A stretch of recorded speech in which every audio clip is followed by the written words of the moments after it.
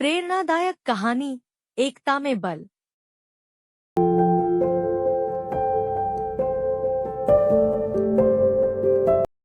किसी गांव में एक किसान रहता था। उसके 4 पुत्र थे। किसान बहुत ही मेहनती था। यही कारण था कि उसके सभी पुत्र भी अपने हर काम को पूरी मेहनत और ईमानदारी से किया करते थे। लेकिन परेशानी यह थी कि किसान के सभी पुत्रों की आपस में बिल्कुल भी नहीं बनती थी। वो सभी छोटी छोटी बात पर आपस में लड़ते झगड़ते रहते थे। अपने पुत्रों के इस झगड़े को लेकर किसान बहुत परेशान रहता था। किसान ने कई बार अपने पुत्रों को इस बात के लिए समझाने का प्रयास किया, लेकिन उसकी बातों का चारों भाइयों पर कोई असर नहीं होता था। धीरे धीरे किसान बूढ़ा हो चला, लेकिन उसके पुत्रों के आपसी झगड़ों का सिलसिला खत्म होने का नाम ही नहीं ले रहा था। ऐसे में एक दिन किसान ने एक तरकीब निकाली और पुत्रों के झगड़े की इस आदत को दूर करने का मन बनाया। उसने अपने सभी पुत्रों को आवाज लगाई और अपने पास बुलाया। किसान की आवाज सुनते ही सभी पुत्र अपने पिता के पास पहुंच गए। उन्हें समझ नहीं आ रहा था कि उनके पिता ने उन सभी को एक साथ क्यों बुलाया है। सभी ने पिता से उन्हें बुलाने का कारण पूछा। किसान बोला, आज मैं तुम सभी को एक काम देने जा रहा हूँ। मैं देखना चाहता हूँ कि तुम में से कौन ऐसा है जो इस काम को बखूबी कर सकता है। सभी पुत्रों ने एक सुर में कहा, पिताजी, आप जो काम देना चाहते हैं दीजिए, हम उसे पूरी मेहनत और ईमानदारी से करेंगे। बच्चों के मुंह से यह बात सुनकर किसान ने अपने बड़े बेटे से कहा, जाओ और बाहर से कुछ लकड़ियां उठाकर लाओ। किसान ने अपने दूसरे बेटे से एक रस्सी लाने को कहा। पिता के बोलते ही बड़ा बेटा लकड़ियां लाने चला गया और दूसरा बेटा रस्सी लाने के लिए बाहर की ओर दौड़ा।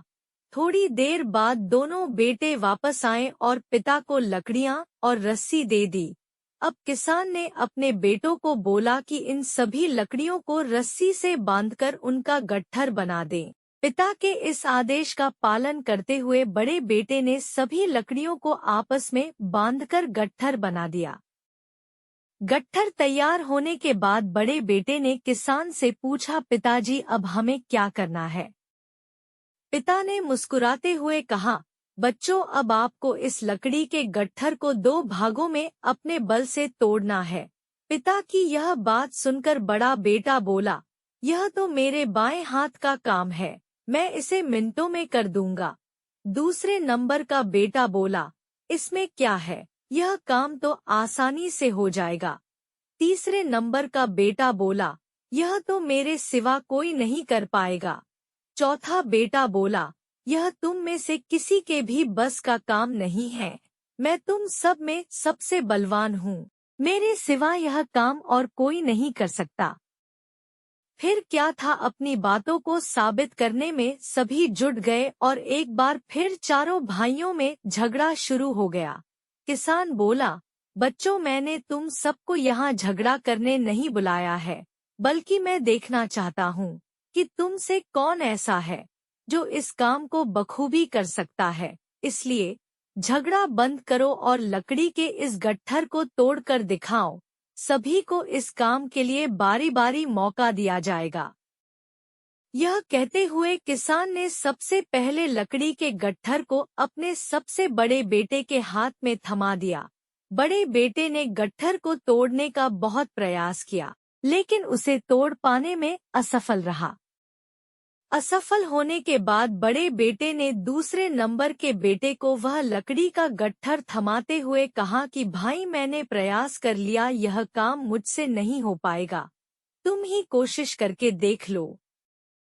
इस बार लकड़ी का गट्ठर दूसरे बेटे के हाथ में था। उसने भी उस गट्ठर को तोड़ने के लिए एड़ी चोटी का जोर लगा दिया, लेकिन लकड़ी का गट्ठर नहीं टूटा।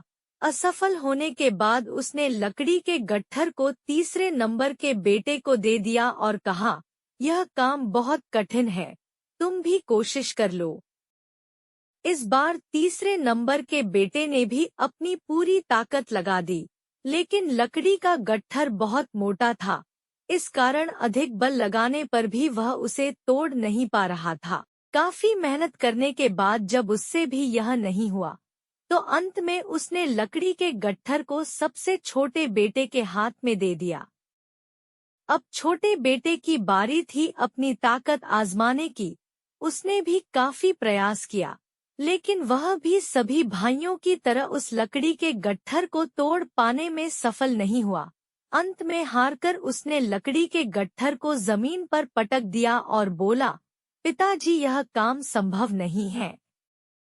किसान मुस्कुराया और बोला, बच्चों, अब आप इस गट्ठर को खोलकर इसकी लकड़ियों को अलग कर लो और फिर उसे तोड़ने का प्रयास करो। चारों भाइयों ने ऐसा ही किया। इस बार सभी ने एक एक लकड़ी अपने हाथों में ली और आसानी से उसे तोड़ दिया। किसान बोला, बच्चों, आप चारों भी इन्हीं लकड़ियों के समान हो। जब तक इन लकड़ियों की तरह साथ रहोगे, तब तक कोई भी तुम्हें किसी तरह का नुकसान नहीं पहुंचा पाएगा। लेकिन अगर तुम लोग लड़ते झगड़ते रहोगे, तो इन अकेली लकड़ियों की तरह आसानी से टूट जाओगे।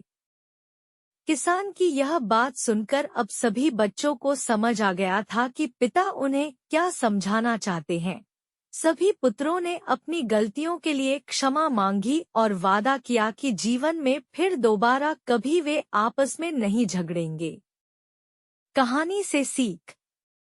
एकता ही सबसे बड़ी ताकत है। अगर हम आपस में एकजुट होकर रहेंगे, तो कोई भी मुश्किल क्यों न आ जाए, उसका सामना साथ मिलकर आसानी से किया जा सकता है। वहीं अगर हम एक दूसरे से लड़ेंगे और अलग अलग रहेंगे, तो छोटी से छोटी तकलीफ भी जिंदगी पर भारी पड़ सकती है। अगर आपको हमारा यह वीडियो अच्छा लगा हो तो कृपया हमारे चैनल को लाइक करें, सब्सक्राइब करें और अपने दोस्तों के साथ शेयर करें। नए वीडियो के अपडेट के लिए नीचे दिए गए बेल आइकन पर क्लिक करें। चंदन के पौधों की बागवानी। आपको चंदन के पौधे की बागवानी करनी है जो आपको चंदन की खेती करने के बारे से लेकर उसको बेचने तक सारी जानकारी दे सके और आपको हर जगह मदद करता रहे, तो आप कांटेक्ट कर सकते हैं शबला सेवा संस्थान को, जो आपको चंदन के पौधों तो प्राप्त करवाएगा ही और हर समय एक सही मार्गदर्शक की तरह मौजूद रहेगा। हमारा एक किसान की कहानी वाला वीडियो को 1000 से अधिक लोगों ने देखा और पसंद किया है। अगर आप हमारा एक किसान की कहानी वाला वीडियो देखना चाहते हैं तो डिस्क्रिप्शन में वीडियो का लिंक दिया गया है, आप उस लिंक पर क्लिक करके वीडियो को देख सकते हैं। आप हमसे किसी भी प्रकार के प्रोडक्ट और कंपनी के प्रचार के लिए हमारे दिए गए नंबर पर हमसे संपर्क कर सकते हैं। धन्यवाद।